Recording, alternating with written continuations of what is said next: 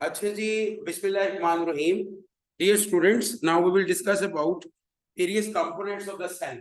Cell के जो मुख्तलिफ कंपोनेंट्स हैं उनके बारे में हम जो है कुछ के बारे में आज पढ़ेंगे, बाकी इंशाल्लाह कल हम इसको वाइंड अप कर देंगे पूरे टॉपिक को। तो मैं इसको रब कर रहा हूँ, इसकी पिक्चर आपको ग्रुप में शेयर हो जाएगी इंशाल्लाह।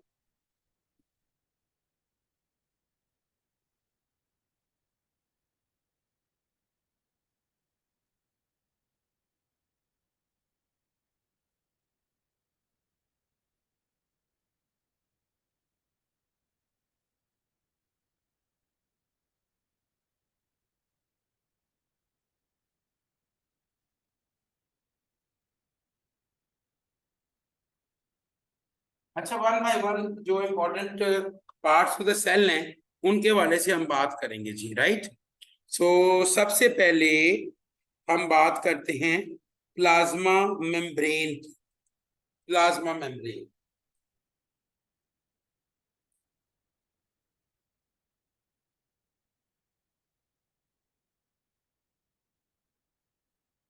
प्लाज्मा मेम्ब्रेन और you can say cell membrane, ठीक है।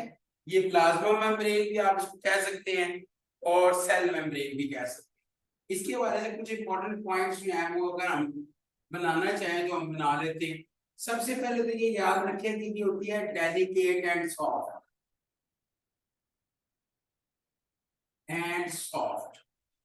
It is soft and delicate.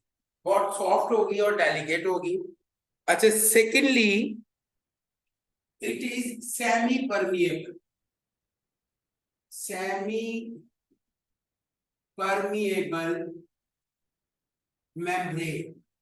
Semi-permeable membrane means that it allows certain molecules to pass through it and never allows other to pass. कुछ molecules को ये अपने अंदर से pass on करना allow करती है और कुछ को ये पास ऑन करना अलाउ नहीं करती, ठीक है। तो ये है इसकी एक कैरेक्टर, ये सेमी परमिएबल है। अच्छा, इसके अलावा it is living and capable of self-repairance. It means that कि अगर कहीं से डैमेज हो जाए तो ये खुद से रिपेयर भी हो जाती है। कैपेबल ऑफ सेल्फ रिपेयरेंस है और इसके अलावा ये लिविंग भी है।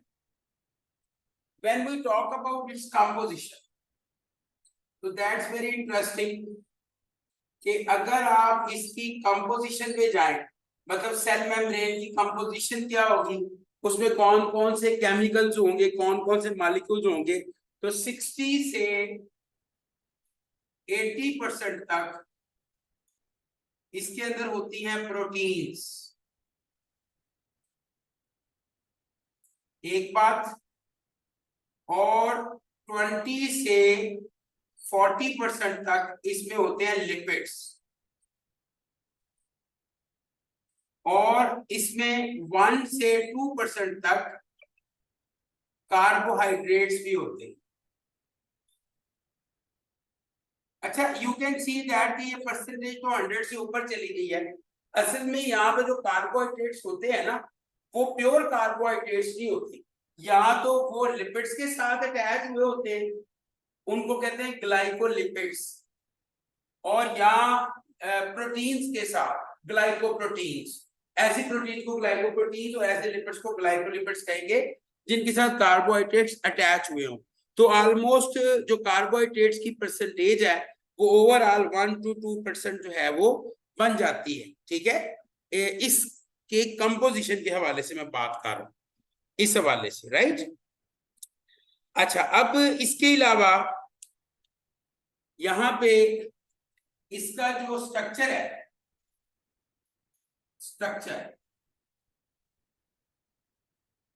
इसके लिए एक हम मॉडल प्रेजेंट करते हैं, उसको हम कहते हैं fluid Mosaic model. It's a model that represents the structure of plasma membrane, fluid mosaic model। अच्छा, ये फ्लूइड मोजाइक मॉडल क्या होता है, ये मैं एक डायग्राम के जरिए थोड़ा सा आपको एक्सप्लेन कर देता हूँ। ये देखें,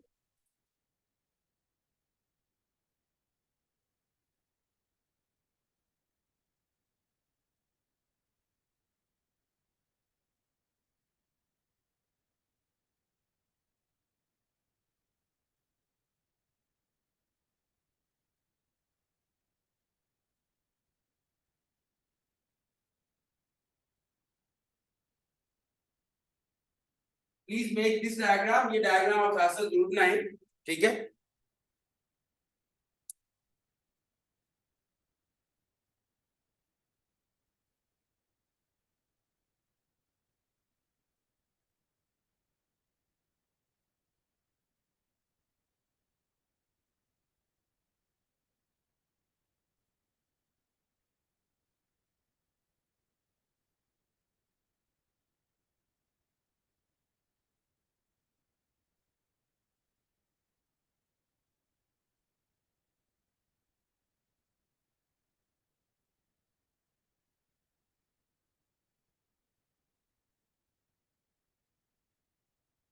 ये डायग्राम बनाते जाइएगा।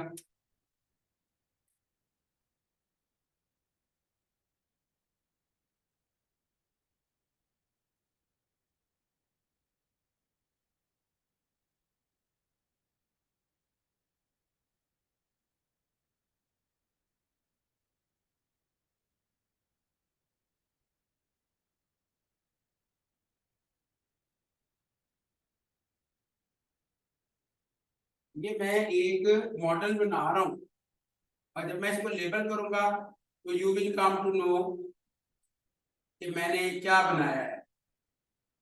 अच्छा, अब ये ना इस तरह का इसका स्ट्रक्चर होता है, यानी दो लेयर्स बनी होती है। ये मैंने बनाई है दो लेयर्स, अगर आप गौर से देखें तो ये जो दो, ये जो आपको नजर आ रही है ये वाली, ये फॉस्फोलिपिड्स लेयर है। इसको हम कहते हैं फॉस्फोलिपिड्स, फॉस्फोलिपिड्स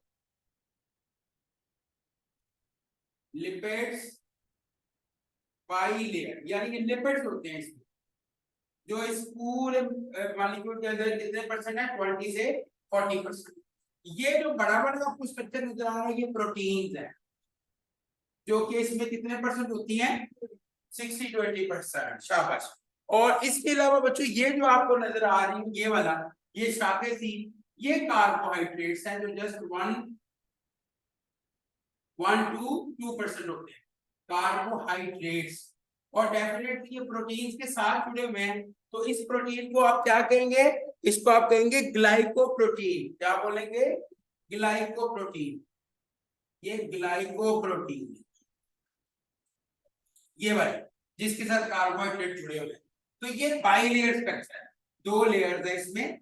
इसको कहते हैं फ्लूइड मोजाइक मॉडल, ठीक है, जिसमें हम कहेंगे कि इसकी जी बाइलेयर स्ट्रक्चर्स हैं, और इन स्ट्रक्चर के अंदर इस तरह से प्रोटीन और कार्बोहाइड्रेट्स के मॉलिक्यूल्स जो है वो मौजूद है, ठीक है। यानी you can say that proteins are placed in lipid bilayer, proteins are placed in lipid bilayers. तो ये हो गई इसके स्ट्रक्चर के हवाले से इंपॉर्टेंट बात। अब मैं बात करूंगा इसके फंक्शंस के हवाले से। फंक्शंस, अब अगर इसके आप प्लाज्मा मेम्ब्रेन के फंक्शंस पे बात करें तो इसके कई सारे इंपॉर्टेंट फंक्शंस हैं जिन पे हम डिस्कस कर सकते हैं कि प्लाज्मा मेम्ब्रेन का बेसिक फंक्शंस क्या है। सबसे पहले plasma membrane acts as receptor, ये ना रिसेप्टर के तौर पे एक्ट करती है। कोई भी मॉलिक्यूल ने सेल के साथ अटैचमेंट करनी है तो वाया सेल मेम्ब्रेन ही करनी। इसके अलावा इट प्रोवाइड्स मैकेनिकल सपोर्ट, ये सेल को मैकेनिकल सपोर्ट भी प्रोवाइड करती है। जारी बात है, सेल की बाकायदा एक सपोर्ट है, बैरियर है, सेल की प्रोटेक्शन कर रही है, यानी it gives protection to the cell, other parts of the cell. इसके अलावा it gives proper shape, it gives proper shape to the cell. ये सेल को प्रॉपर शेप भी देती है। इसके अलावा बच्चों it helps in transportation. Transportation का मतलब है कि मॉलिक्यूल्स का अंदर से बाहर आना और बाहर से अंदर जाना, that is via cell membrane, क्योंकि ये गेट है, ठीक है, इसके थ्रू ही मॉलिक्यूल अंदर से बाहर और बाहर से अंदर आएंगे। इसके अलावा ये फूड को इनगल्फ करने में हेल्प करती है, it helps in engulfing of food. अच्छा, ये जो फूड इनगल्फ करने का प्रोसेस है इसको हम कहते हैं एंडोसाइटोसिस, यानी जो एनिमल सेल होगा वो फूड को इनगल्फ करेगा, और क्योंकि एनिमल सेल ने फूड खुद तो प्रोड्यूस करना नहीं है तो उस प्रोसेस को हम कहेंगे एंडोसाइटोसिस। तो ये एंडोसाइटोसिस का मतलब है फूड इनगल्फ करना, और इसमें कौन हेल्प कर रहा है? Cell membrane. एक चीज मैं और यहाँ पे क्लियर कर दूं कि एंडोसाइटोसिस भी दो तरह का होता है, एक को कहते हैं फेजोसाइटोसिस जिसमें सॉलिड फूड इनगल्फ होता है, अगर सेल सॉलिड फूड इनगल्फ करे तो फेजोसाइटोसिस, और अगर लिक्विड करे तो पिनोसाइटोसिस। अगर लिक्विड फूड इनगल्फ होगा तो पिनोसाइटोसिस, अगर सॉलिड फूड इनगल्फ होगा तो फेजोसाइटोसिस। तो ये बच्चों मैंने आपको सेल मेम्ब्रेन के बारे में बताया। These are very important points. Please keep these points in your mind. इसको जरा देखें। Then we talk about cell wall.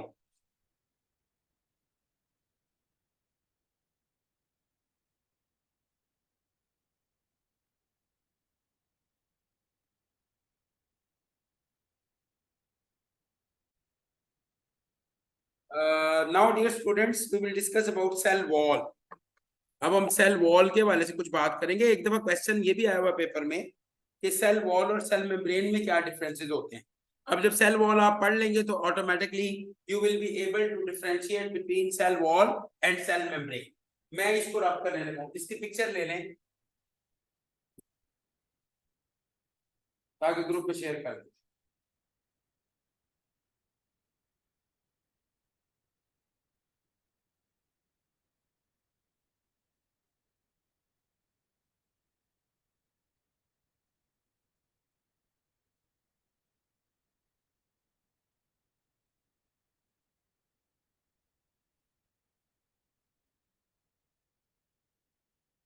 Picture ले लो उसकी, ये लो, इससे ले लो, इससे ले लो, ये लो प्लीज।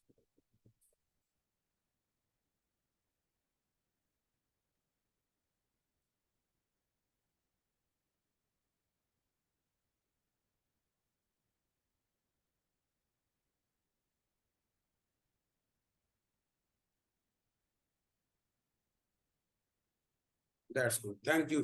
अच्छा जी चले।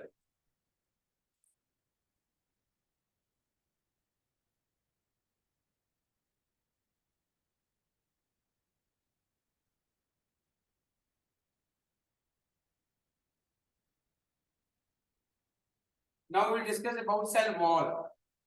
अब हमने सेल वॉल के बारे में डिस्कस करते हैं।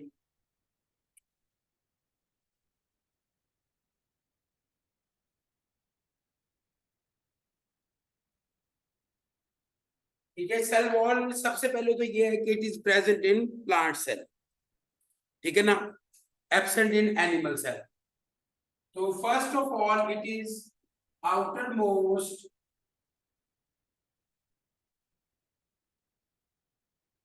Boundary in plant cells and it is absent in animal cell. अच्छा, दूसरी बात ये सॉफ्ट और डेलिकेट नहीं होती बल्कि rigid and hard. Cell membrane और सॉफ्ट और डेलिकेट थी लेकिन ये रिजिड और हार्ड है। तीसरी बात ये है कि it is non living, it is non living, ये नॉन लिविंग है यानी ये ग्रो नहीं करती। It is in capable of self repairing यानी इसकी सेल्फ रिपेयरेंस नहीं हो सकती, अगर कहीं से डैमेज हो जाए तो डैमेज ही हो जाती है, ठीक है। अच्छा, when we talk about its composition, अगर हम इसकी कंपोजिशन के हवाले से बात करें तो एक चीज ध्यान में रखिएगा, 99% इसमें 99% इसमें होती है सेलुलोज। सेलुलोज एक कॉम्प्लेक्स कार्बोहाइड्रेट्स है, पॉलीसेकेराइड है, और 1% इसमें मुख्तलिफ तरह के ऑर्गेनिक मॉलिक्यूल होते हैं, क्यूटिन, लिग्निन, पैक्सेस और कुछ इनऑर्गेनिक सॉल्ट्स भी होते हैं, बट दीज आर ओनली 1%। ये आप याद रखिएगा, ये सिर्फ 1% होते हैं। ये इसकी मेन कंपोजिशन है, इसलिए हम कहते हैं ज्यादातर cell wall is made up of cellulose. Then when we talk about structure, तो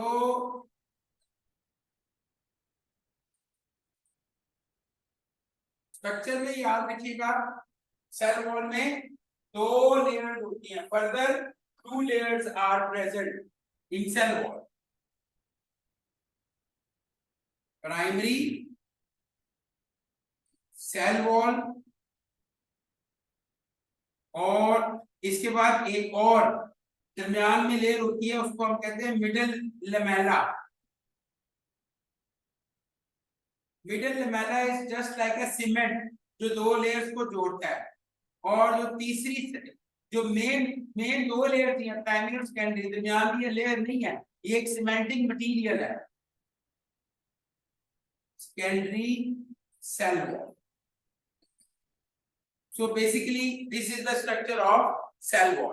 अगर माइक्रोस्कोप के नीचे देखें ना तो आप इसको आपको इसका स्ट्रक्चर zigzag नजर आएगा, zigzag, बहुत ज्यादा zigzag स्ट्रक्चर्स नजर आएंगे। अब अगर आप इसकी फंक्शंस पे बात करें, इस तरह हमने सेल मेम्ब्रेन के फंक्शन पे बात की थी, इस तरह सेल वॉल के फंक्शंस के ऊपर बात करें तो सबसे पहले इसका भी तकरीबन वही फंक्शन है जो सेल मेम्ब्रेन के थे, क्योंकि सेल मेम्ब्रेन में आउटर लेयर एनिमल सेल में वो थी, यहाँ पे आउटर लेयर प्लांट सेल में वो ये है। तो ये सबसे पहले तो देखिए mechanical support,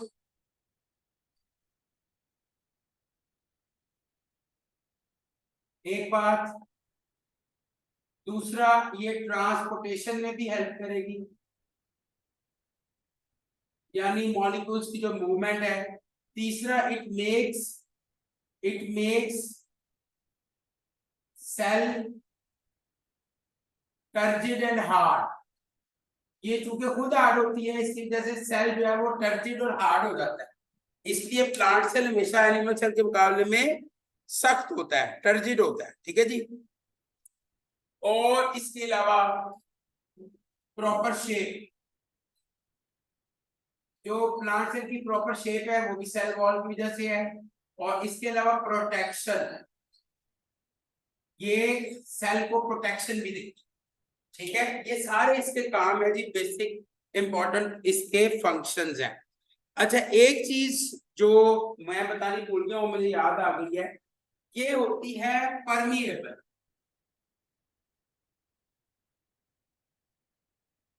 permeable means that it allows molecules to pass through it, इसकी परमिटिविटी ज्यादा होती है और ये मॉलिक्यूल्स को अपने अंदर से पास ऑन करना अलाउ करता है, इसलिए हम इसको कहते हैं कि इट्स अ परमिएबल मेम्ब्रेन।